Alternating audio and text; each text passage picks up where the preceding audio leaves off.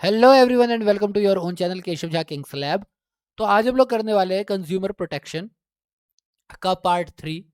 ठीक है, इससे पहले 2 पार्ट ऑलरेडी अपलोडेड है। साथ ही साथ आपके टर्म 2 के जितने भी चैप्टर थे वो सारे के सारे मैंने बिजनेस स्टडी के ऑलरेडी अपलोड कर दिए हैं। मैं प्लेलिस्ट का लिंक डिस्क्रिप्शन बॉक्स में दे दूंगा, आप वहां से देख सकते हो।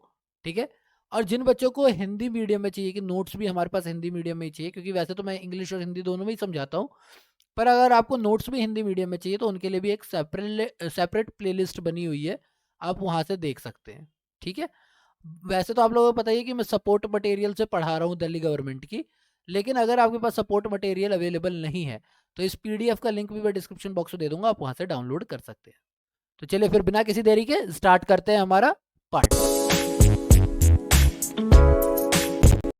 हमारे प्रीवियस पार्ट में हमने कंज्यूमर प्रोटेक्शन एक्ट के अंदर कंज्यूमर क्या होता है ये पढ़ लिया था, कंज्यूमर प्रोटेक्शन का मतलब क्या होता है वो पढ़ लिया था, कंज्यूमर के राइट्स क्या क्या होते हैं वो पढ़ लिया था, और कंज्यूमर की रिस्पॉन्सिबिलिटीज क्या क्या होती है ये भी हमने पढ़ लिया था लास्ट पार्ट के अंदर।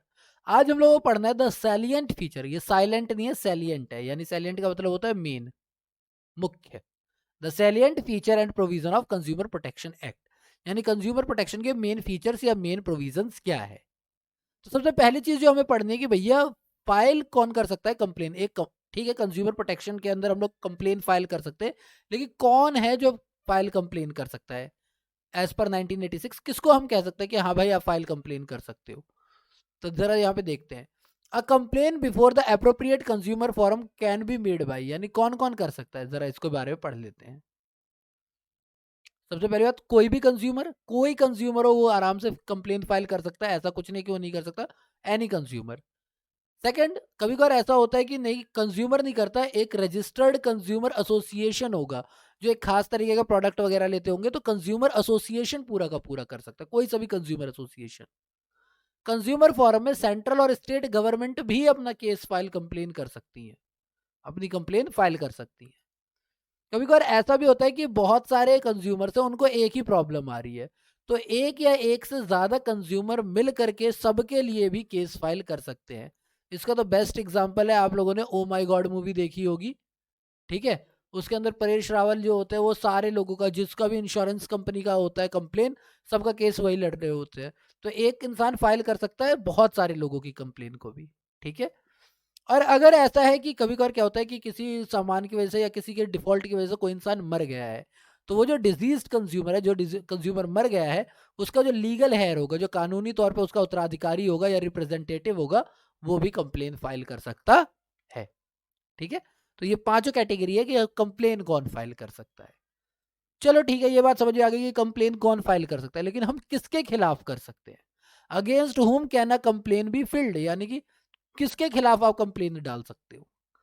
तो इसके लिए भी बताया गया है that consumer protection act 1986 is applicable to all type of undertakings, यानी प्राइवेट अंडरटेकिंग्स हो, पब्लिक अंडरटेकिंग्स हो, सबके ऊपर ये रूल काम करता है। वेदर बिग हो, स्मॉल हो, प्राइवेट हो, पब्लिक हो या कोऑपरेटिव सेक्टर हो, मैन्युफैक्चरर हो या ट्रेडर हो, होलसेलर हो या रिटेलर हो, सप्लाइंग ऑफ गुड हो या प्रोवाइडिंग सर्विसेज हो, यानी चाहे गुड से रिलेटेड हो, चाहे सर्विस से रिलेटेड हो, चाहे मैन्युफैक्चरिंग से रिलेटेड हो, चाहे ट्रेड से रिलेटेड हो, होलसेलर हो, रिटेलर हो, बड़ा हो, छोटा हो, प्राइवेट हो, पब्लिक हो, कुछ भी हो, हर एक इसके अंदर आता है, हर एक दुकानदार इसके अंदर आता है। इसीलिए कंप्लेन किसके खिलाफ फाइल की जा सकती है? तो द सेलर, मैन्युफैक्चरर और dealer of the defective goods, यानी जिसने आपको खराब सामान बेचा है, चाहे वो सेलर हो, मैन्युफैक्चरर हो या डीलर हो, आप किसी के भी खिलाफ कर सकते हो। डिफेक्ट का मतलब हो गया कि आपको कोई फॉल्ट कर रखा हो, कोई इनपरफेक्शन हो, यानी कि या तो खराब माल बेचा हो या तो परफेक्ट माल ना बेचा हो, या कोई ऐसा हो जिससे क्वालिटी गिरी हुई हो, क्वांटिटी कम दे रखी हो, या सामान शुद्ध ना दिया हो, मिलावटी सामान दिया हो।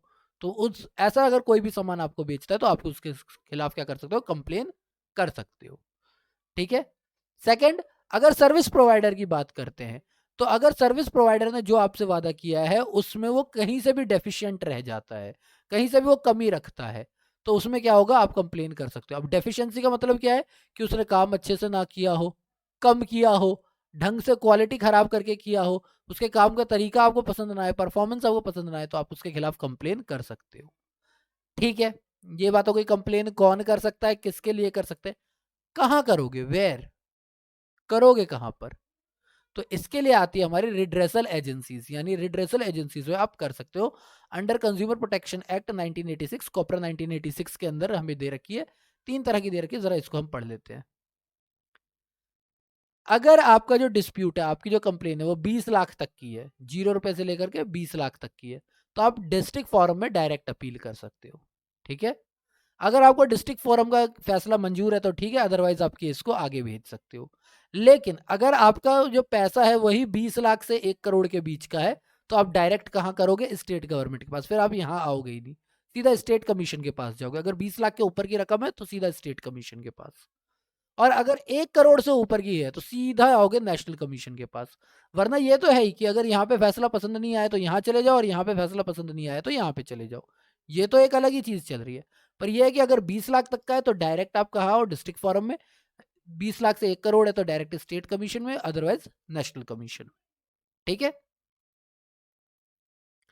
जरा रिड्रेसल एजेंसीज के बारे में पढ़ लेते हैं। क्या है? डिस्ट्रिक्ट फोरम के बारे में, स्टेट कमीशन और नेशनल कमीशन के बारे में। तो अगर सेटअप की बात की जाए तो डिस्ट्रिक्ट फोरम जो है वो स्टेट गवर्नमेंट सेटअप करती है, स्टेट कमीशन भी स्टेट गवर्नमेंट चलाती है, लेकिन नेशनल कमीशन सेंट्रल गवर्नमेंट चलाती है। ठीक है, अगर मेंबर्स की बात करें तो डिस्ट्रिक्ट में एक प्रेसिडेंट होता है और 2 अदर मेंबर होते हैं, जिनमें से एक वुमन का होना जरूरी है। एक प्रेसिडेंट, 2 दूसरे मेंबर, और इन दोनों में से एक वुमन होनी चाहिए। स्टेट कमीशन में भी प्रेसिडेंट एक होगा, अदर मेंबर कम से कम 2 होने चाहिए, जिनमें से एक फीमेल होनी जरूरी है। तो यहां पर भी ये 2 वाली बात ही हो गई। यहां पर भी है कि नेशनल फोरम में क्या है, प्रेसिडेंट तो एक ही होगा, लेकिन ये जो अदर मेंबर है, अदर मेंबर कम से कम 4 होने चाहिए, और इन 4 में से कोई सी एक जो है वो फीमेल होनी ही चाहिए। ठीक है, तो यहाँ पर एक मेंबर, 2 अलग मेंबर, और 2 में से एक वुमन। यहाँ पर एक मेंबर, 2 अलग मेंबर, 2 में से एक वुमन। यहाँ एक मेंबर, ये 4 अलग मेंबर, 4 में से एक वुमन। ठीक है, डायरेक्ट अपील आप कब कब कर सकते हो? अगर 20 लाख तक का है तो डायरेक्ट डिस्ट्रिक्ट फॉर्म में जाओ, अगर 20 लाख से 1 करोड़ है तो स्टेट में, अगर 1 करोड़ से ऊपर है तो नेशनल में। ठीक है, अच्छा ठीक है, कंप्लेन को हैंडल कैसे किया जाएगा? सबसे पहले आप रिसीव करोगे कंप्लेन को। ठीक है, आपके पास एक कंप्लेन आई, उस कंप्लेन के बारे में आप दूसरी पार्टी को बताओगे कि भाई तुम्हारे खिलाफ कंप्लेन आई है। ठीक है, उसके बाद उनका जो सामान है उसको आप लेबोरेटरी में भेजोगे टेस्ट के लिए। अगर गुड जो है, जो आपका सामान है वो डिफेक्टिव है, यानी जो कंप्लेन है वो सही निकलती है, तो फिर अप्रोप्रिएट रिड्रेसल जो है वो दिया जाएगा, और जो भी अग्रीव्ड पार्टी है, यानी जो भी आपकी ऐसी पार्टी है जिसका नुकसान हुआ है, उसको चाहे वो रिप्लेसमेंट दे चाहे कंपनसेशन दे, तो जो शिकायत कर रहा है उसको सही से करके दिया जाएगा। ठीक है, यहां पर भी वही है, सेम प्रोसीजर चलेगा कि पहले रिसीव करो कंप्लेन, फिर दूसरी पार्टी को इन्फॉर्म करो, फिर सामान को लैब में भेजो, देखो टेस्ट क्या आता है। अगर टेस्ट सही आ गया कि हाँ कंप्लेन सही है, तो फिर उसको अप्रोप्रिएट रिप्लेसमेंट कंपनसेशन जो देना है दो, और सेम प्रोसीजर ये यहां पर भी होगा। ठीक है, री अपील की बात अगर हम करते हैं तो इसमें क्या होता है, within 30 days of decision to the state commission, यानी कि आप 30 दिन के अंदर ही स्टेट कमीशन में कर सकते हो। Within 30 day of decision to national commission, यानी कि अगर आपको इसके फैसले से भी तसल्ली नहीं है तो आप 30 दिन के अंदर नेशनल कमीशन में कर दो, और अगर आपको नेशनल कमीशन के भी फैसले पे भरोसा नहीं है तो फिर 30 दिन के बाद सीधा सुप्रीम कोर्ट में जाएगी बात। ठीक है, अब यहां पर एक और बात बोली हुई है, only those cases can be reappealed before Supreme Court which were originally filed in the National Commission and amount of claim is more than 1 crore.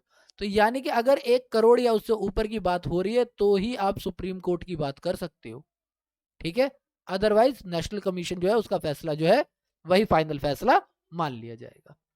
ठीक है, तो आज की वीडियो में इतना ही करते हैं, छोटी सी वीडियो बनाई है। अगर आपको वीडियो अच्छी लगी हो तो लाइक करना, शेयर करना, और साथ ही साथ चैनल को सब्सक्राइब तो पता नहीं आप लोग करते क्यों नहीं हो, मैं तो क्या क्या थक गया। चैनल सब्सक्राइब कर लो।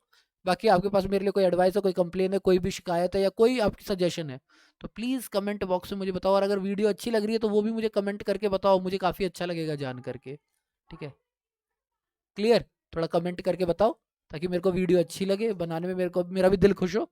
बाकी बी सेफ, स्टे सेफ, जल्दी इसके लास्ट पार्ट के साथ कम बैक करता हूँ। ठीक है, thank you for your time.